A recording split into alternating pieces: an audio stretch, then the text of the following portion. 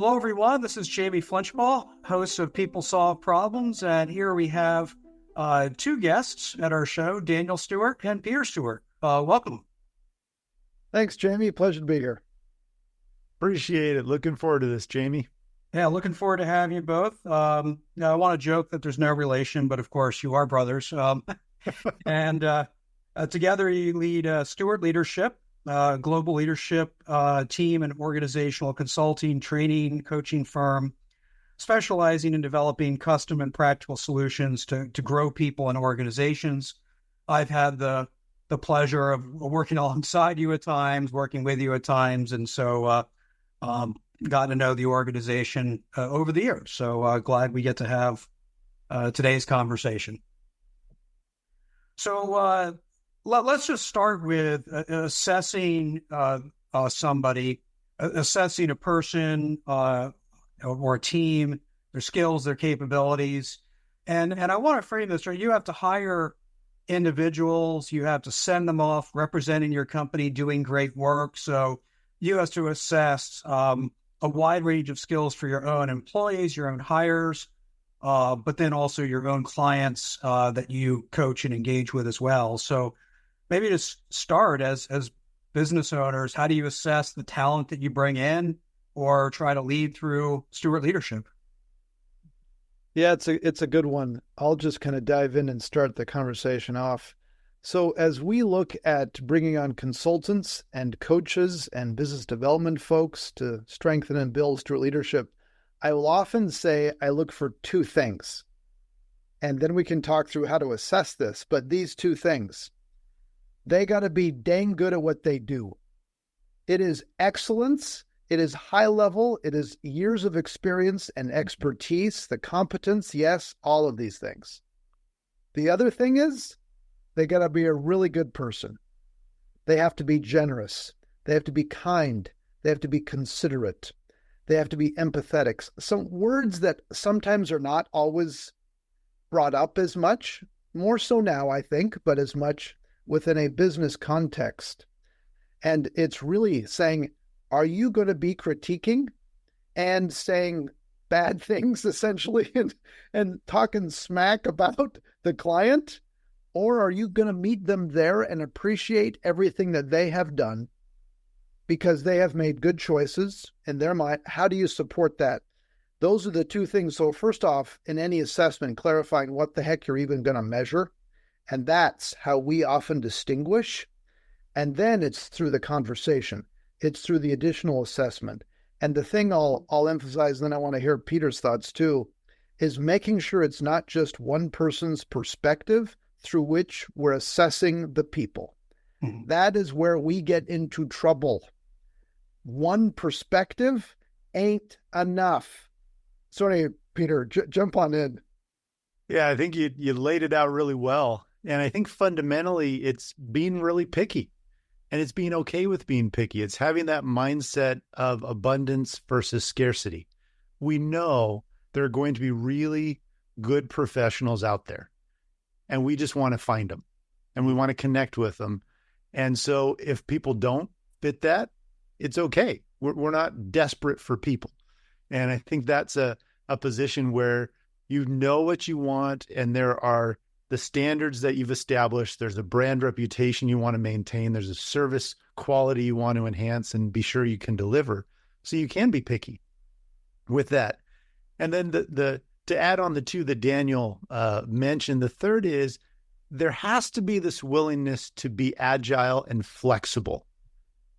The individuals who really only work in one framework, or they do one thing, kind of that one-trick pony philosophy, that really doesn't fly for the work we're trying to do because of the diverse needs of our clients.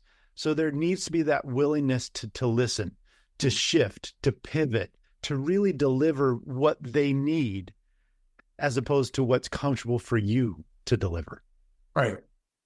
Yeah, I like that. Certainly sort of fit for use, product market fit almost in that regard. And, as business owners, you got to make those decisions. You got to decide what's good for you, right? So you get to put that judgment on it. I know back when I used to run a a larger firm, I just didn't want to spend a lot of time managing people. So one of my criteria was I wanted somebody self-starting, not needing a lot of management. That was just because I didn't want to do it, spend my time. But I like those criteria. Now, in those cases, you get to be judge, right? Because you're making a decision about in or out. When you're working with clients, sort of the goal isn't to judge, but it is to evaluate, because you're trying to help that person fit their needs, their best success. So how does that change? How do you assess people and their capabilities when it's on the client side? Yeah, I'll jump in for a moment there. So a couple of things ring true. One is making sure you get multiple perspectives.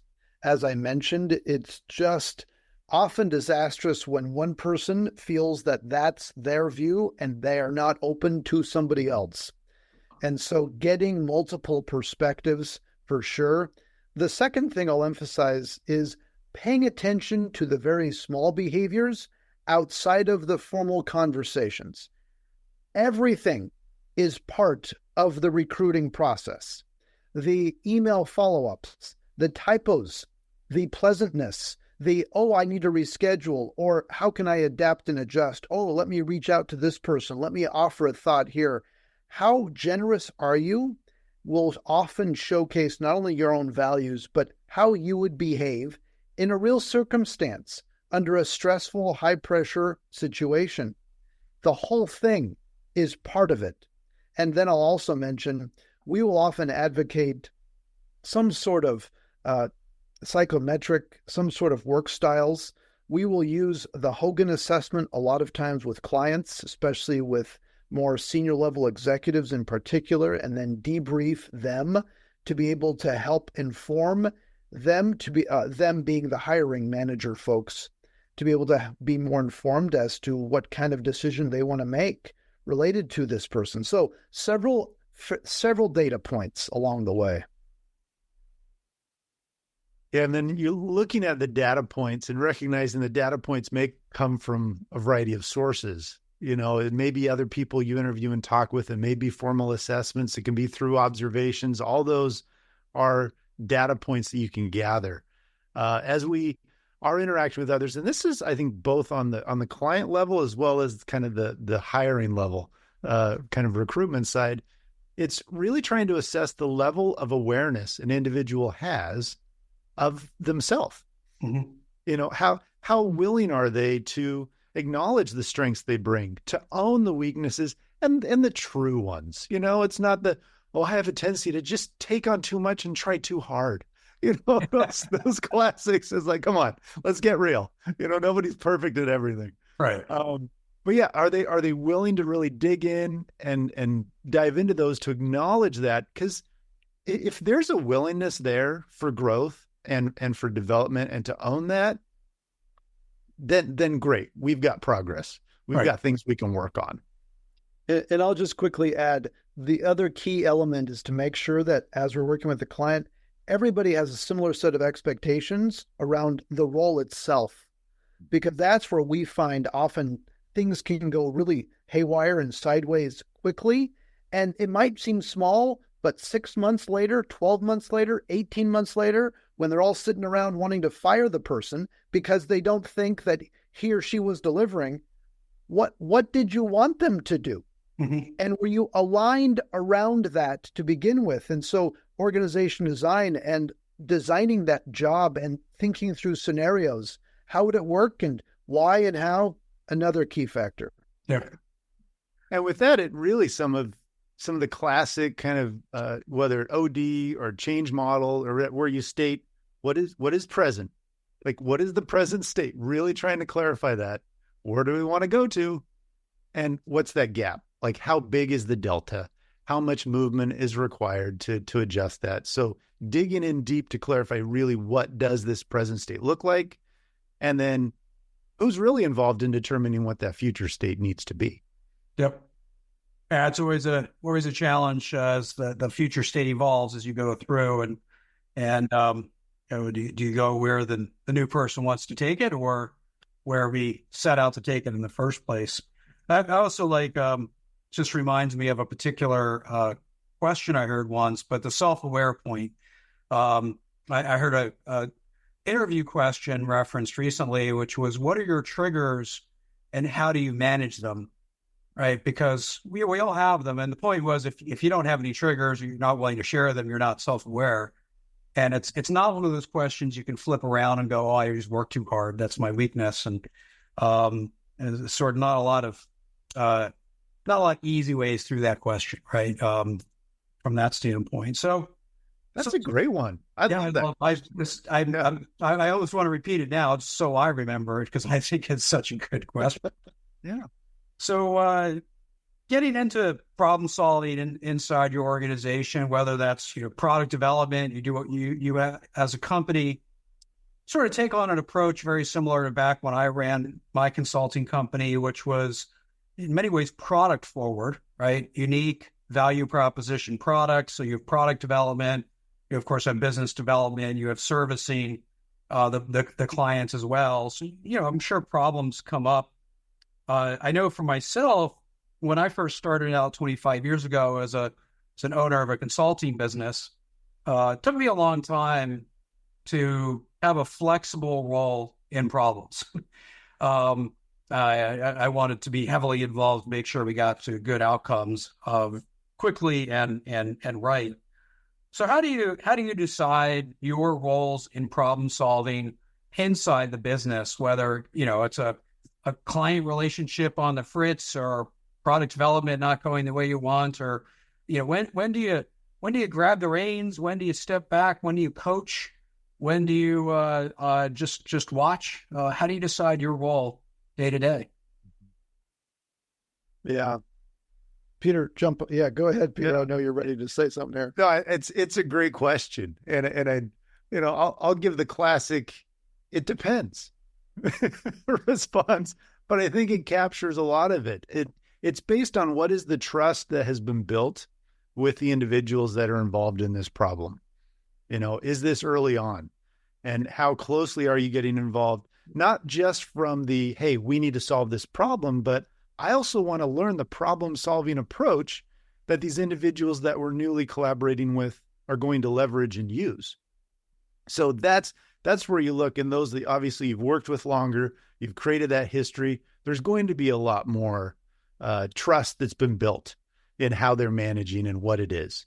There are certain things when it comes to, client delivery and expectations, and if there's problems and there's levels of management that are involved, higher executives and so forth. Yeah, that may be the time and the place. As an owner, we jump in because we want that white glove touch. We want to be sure their concerns are being heard. We want to help resolve those, to help work through any of those. But our goal is to try and minimize the amount of direct involvement we have to have, because that means we have really good people who have created quality relationships to work through these issues. Yeah, I just want to pick up on something, because I think this is an undervalued point for most people, is you are evaluating their problem-solving approach, how they approach, because any one problem, right, we can end up with a good answer or a bad answer, but how are they going to solve the next problem when you're not there? That's in the approach. And so I want to ask a two-part question. First, when you say trust, I'm assuming, or I'm inferring, that you're trusting in their capability, not necessarily their intent, because you hopefully already have trust in their intent. So are you looking for trust in their problem-solving approach? And then what are you looking for in how they approach it that makes you earn or feel that trust? Yeah, I think you're right. It's, as you're referencing the different parts of trust, and you could break in those 3 C's, trust the character. Are they doing a good job? But it's really that capability. Do they have the skills to do it? And then that commitment to follow through, that dependability. So it's really the latter two that we're looking at. And is you're talking through and helping identify, okay, what are the questions you're going to ask?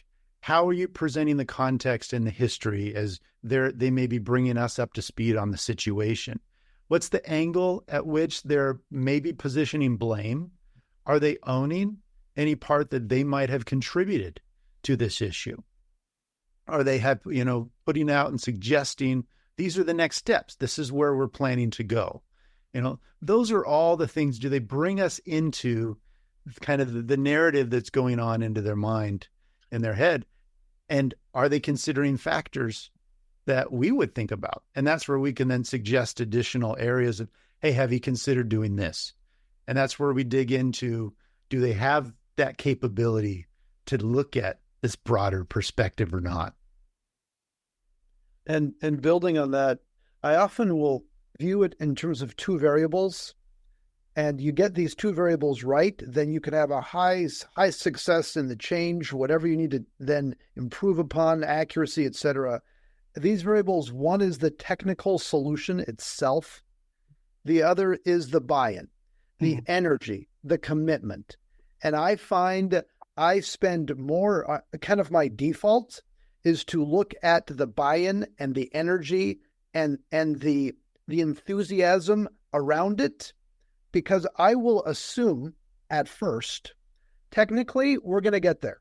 We're going to get something good. Now, if after a time the competence is not there and it's a surprise and we don't have, that's a different conversation. We got to figure out and kind of ratchet things up. But I find where I focus, and often where we then focus with leaders as they're solving problems within organizations, it's around the buy-in. Are you attentive to where people's energy and passions are? Are you attentive where the organization has been and where it's trying to go to? Are you attentive where the team dynamics are trying to? How can you ride that wave to the point that you can then adapt and adjust? Because I would much rather have buy-in and passion and energy around a solution that's not perfect than to have a perfect solution and people are just not into it. And whether that's at the individual level or team or organization. So that's where often I go as a default. What do they care about? What pressures do they have? What is their stress? Let's figure out the buy-in element first. Yeah, and that's, I think a team that, has alignment to each other, has buy-in, has that energy, right? They can accomplish an awful lot. And, the world is absent many perfect solutions anyway. So if it's unachievable, let's just go for pretty darn good, but actually achieved. Let me ask a twist to this question, because it's kind of a unique circumstance here. You have, two leaders of a business whose name is on the door, right? So there's, it's got to wake up feeling accountable for the product you're delivering. So are you, in terms of the role of you as leaders in, when do we take a step back? When do we coach? When do we engage? When do we own the solution? Are you always on the same page? Are you naturally on the same page?